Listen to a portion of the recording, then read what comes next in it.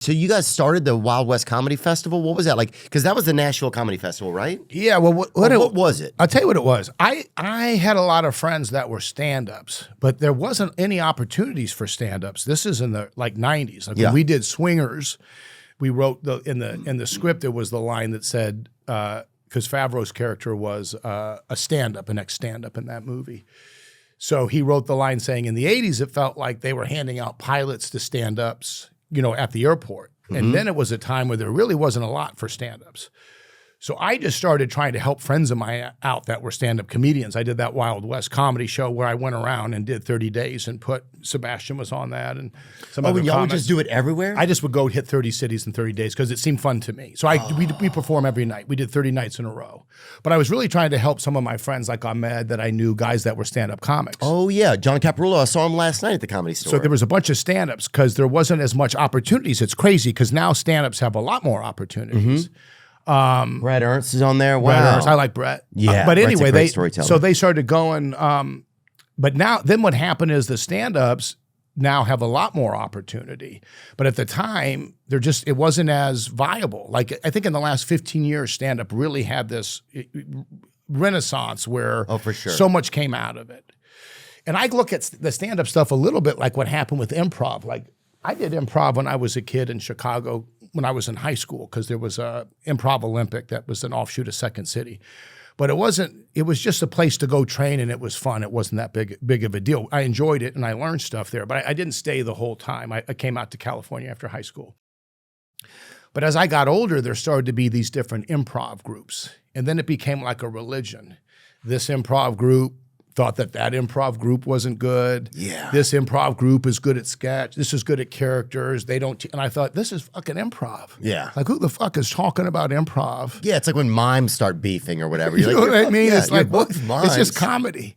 Like, what is the, I mean, what are you talking? It's so fucking crazy to me. And so then stand-up kind of went through the same thing where it started to form into like this stand-up group or this group or a comic is this. And I thought, Jesus, it's the same shit where it starts to get too self-important. And I think ultimately comedy is a big tent. You can go real cerebral or you can be physical. It doesn't matter. It's just, there's nothing that, you know, prestigious or like a stamp of approval about it. Yeah, I agree. It's gotten to that place recently. There's been like kind of like infighting. I don't know if it's Like infighting. rappers. It's like rappers now, Yeah, it is right? kind of, It's so dude. silly. But everybody's afraid to kill each other. It's weird, right? It's just so stupid. So I'm just saying we either we need a Tupac and Biggie we need somebody. Got to go real bad to get good. Yeah. Yeah, or it's just got to stop. Or it's silly. But it is silly. It's silly, bro. Well, a lot of it got political too, I think. Politics came into stuff. I think that's has happened a lot over the past few years with people like attaching themselves, like heavily attaching themselves to politics. Which is part of the job because you're going to talk about current events. Right, but to attach yourself But and you say, don't want to become part of a group and Right. feel like you're a champion for one ideology. You want to make fun of everybody.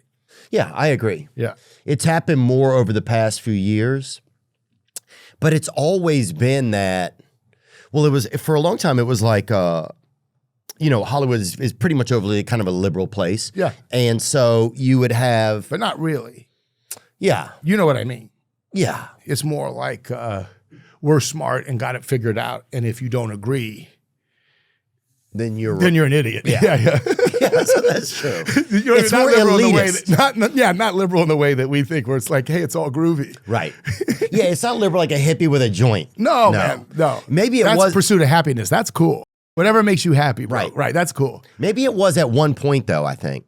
I don't know. But it's definitely got more of an elitist take, like this is our way or the highway. I think it's changing now. Well, do you think it's dissolving now, or do you think it's just spacing out more now? Like That's an interesting conversation too, because I hear this from the different groups too. I do think that there's less control in some ways, but I also think that they put themselves in a corner with trying to please everybody. You know, you're going to catch pneumonia. You're trying to please everybody. So that's like that old Vaughn quote. So, yes, I think there was a more of a stranglehold with ideas, but there's always been people who feel differently within that. It's like any group, I guess. But yeah, I think what we're saying is similar, that it was never really a place where within individuals and friends, and we could always disagree and we always joke with each other. People my age, I disagree, agree, and we'd change our minds, we'd laugh, we'd joke. But there was definitely a culture that if you didn't agree with these ideas, you were looked at as bad. Yeah. For sure. Yeah, I think Hollywood got more political. I don't know if it got more political. No, they got rewarded for it. Yeah, they started to come out there and do it. And I don't even know how much everyone even is informed on everything. Yeah. But they really like to get out there and do it. Oh, yeah. But it's also wild how those people will speak on one thing, but there'll be another topic that's way bigger. And they're hypocrites, too, a lot of times. Like anybody is. Oh, for sure, dude. I think you'll be like, I feel strong about this, but it's a strange thing when you start going like, you know better than someone. Yeah. That's when it gets weird. It's one thing to say, this is where I'm at. Yeah. And then hear someone else's point of view and disagree or agree. It's another thing to be like, I'm so right. Yeah. And I'm going to help you or condescend to you. That's the part that no one wants to hang out with that. Yeah, so it got to that. My agent is right, and so I'm going to have to tell you what they think. You know, that's also another, like, you know, that happens a lot, Say that again. too. Where people are like, feel like they have to think how their agents or managers, you know what I'm saying, where they feel pressured to think a certain way. That's terrible, and that happens. But that's the problem if you're going through life trying to check boxes like Dorothy and the Wizard of Oz. Like, let me get the broom. Let me do this. What is the wizard? You're not thinking for yourself. You're just trying to do the things you're supposed to. But it's always better if you get quiet and do what's in your heart and do what you think is right. That's when you carve out stuff and make your own path.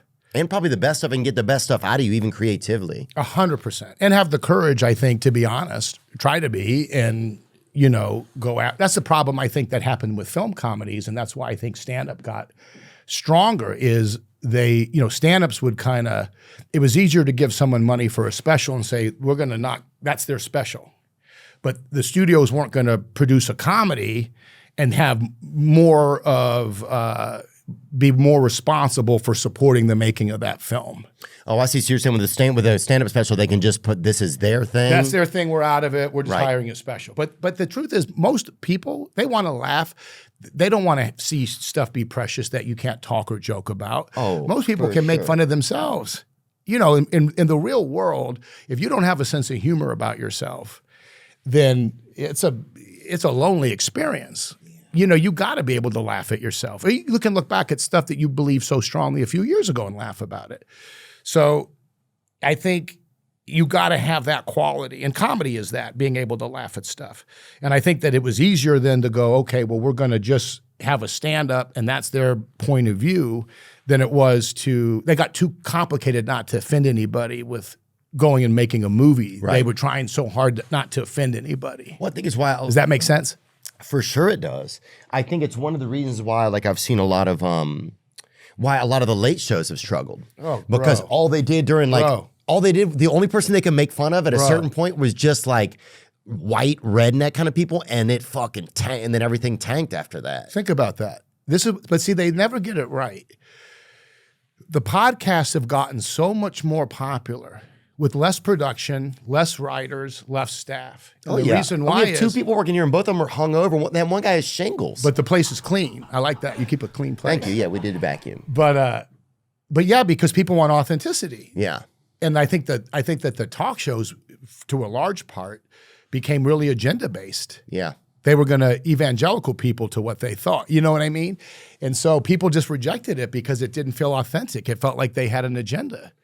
It stopped being funny, and it started feeling like I was in fucking a class I didn't want to take. Yeah.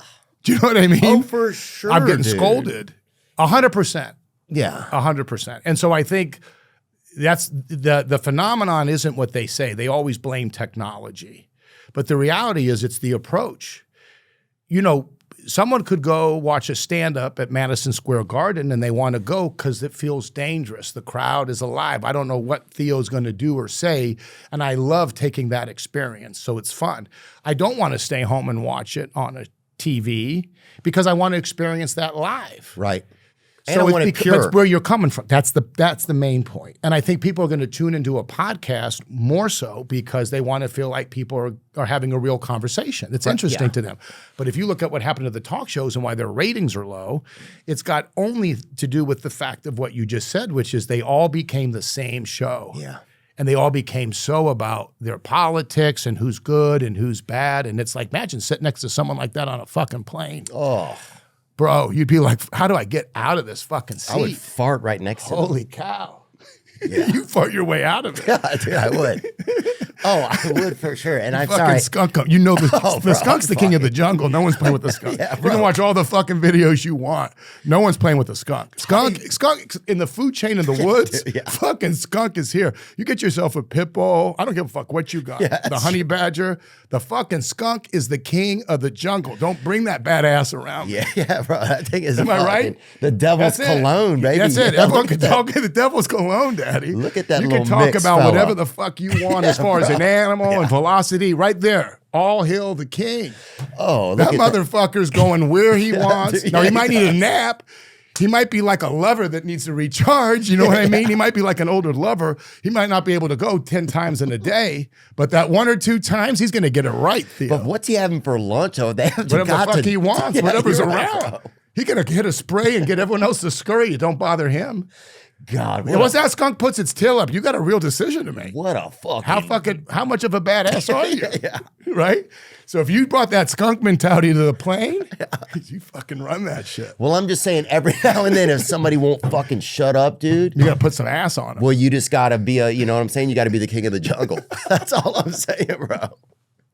That's all I'm saying for sure. Yeah. But did you ever feel? You never felt ostracized in by Hollywood at all, or no? I got along with people for the most, and always was, Always had a great career. Try to be honest who I am. But yeah, there's times you felt like it would have been easier. It's almost like a career move. Yeah.